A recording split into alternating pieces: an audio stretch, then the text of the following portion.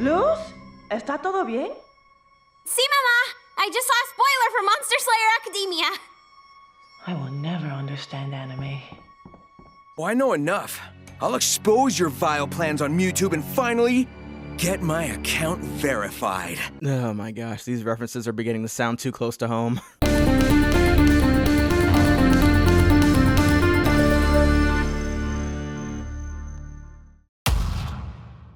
Alrighty then, ladies and gents, you've all seen the first half of Season 2, and I bet there's always the same question a lot of you are asking. What's next? Well, I'm so glad that you voluntarily asked. As we've witnessed throughout the main portion of this season thus far, there have been a ton of hints surrounding the mysteries behind Emperor Belos and the portal through dimensions. The mid-season gave us not only a reveal of who or what exactly was taking place in Luz's shoes, but also dropped an indication of something that potentially validates a convincing theory. With Luz being secretly swapped out in the human world with a living demon shapeshifter that can also absorb magic, and yes, it's the same species known as Basilisks we saw in episode 13 of the first season. As we are told that these beings were supposed to be extinct, yet Belos and possibly even other people in higher power would abuse their abilities for their own self-benefit and studies. Meaning that for all we know, these creatures were indeed being used to purposely drain the students of Hexide and Glandis High, as the monster had claimed to be sent from the Emperor's Coven. And I wonder whatever happened to that complaint Principal Bump said he was gonna send out that same episode, cause it was needed. It also begs the question, how exactly did Belos manage to revive extinct creatures from beyond the grave? And has this type of magic been used before to bring back the dead? Anyways, this may validate the probable theory of coven building being the Emperor's way of containing everyone's magical abilities in order to power up the portal. As the mid-season finale clearly shows not only a head of an abomination creature, but also slips of paper that I'm certain were magical glyphs working together, indicating that magic from the main covens are needed for the door, because I count 8 glyphs with an abomination head. And speaking of Luz's homemade portal door, let's discuss the ingredients she used in order to create the portal. She included the same baby dino from the very first episode, Ida's magical bathtub that still has not had a single backstory on when she possessed it, Titan's blood DNA from Amity's quarrel with the Golden Guard, a random door, some brooms, bags of purple heads, a little one-eyed taco dude, cabling, and a head of a skeleton. So yeah, it's safe to say that more than likely Luz simply didn't utilize all of the ingredients needed in the proper way,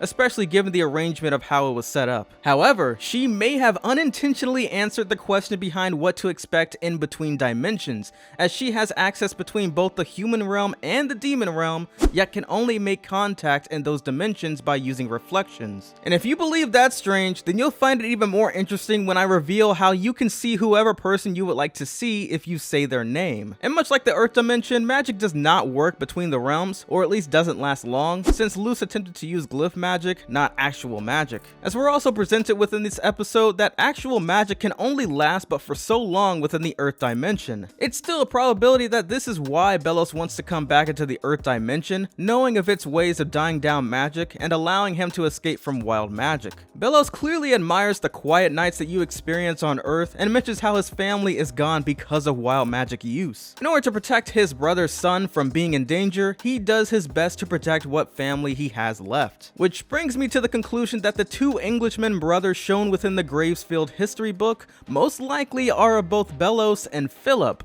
or maybe Philip being Belos, alongside with someone else from Earth. I mean, it's either that or these dudes are Belos's long lost ancestors that may have made their marks in the Demon Realm society for centuries on end. I'm very curious to see if there were any other reasons behind why Belos needed to know how the beings absorb magic, but this also goes to show that perhaps there's a side of Belos that we haven't quite seen yet. He appears to be a wise emperor that wants less chaotic nature and magic wielding, yet he may have other intentions that we don't know of. But as for right now, the mid-season finale alongside with previous episodes before have certain details that make us question more. Like, once again, when did Ida acquire the flying bathtub? Does King's heritage have anything to do with a significant Titan war? Is the Bat Queen a talisman for a giant such as the Titan himself? What the heck is a Grimwalker, and what makes it so important to the point where Belos is willing to gather up all of these ingredients just to summon it? And will the magics of combined witches be the key to defeating Belos and his new forces? As Belos clearly must be aware of his potential defeat and the threat level of Luz and the rest, given how his security even includes the likes of fake abominations.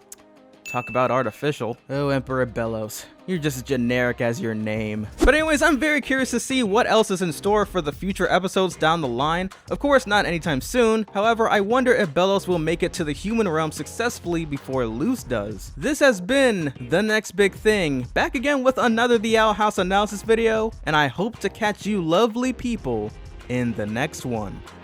Peace!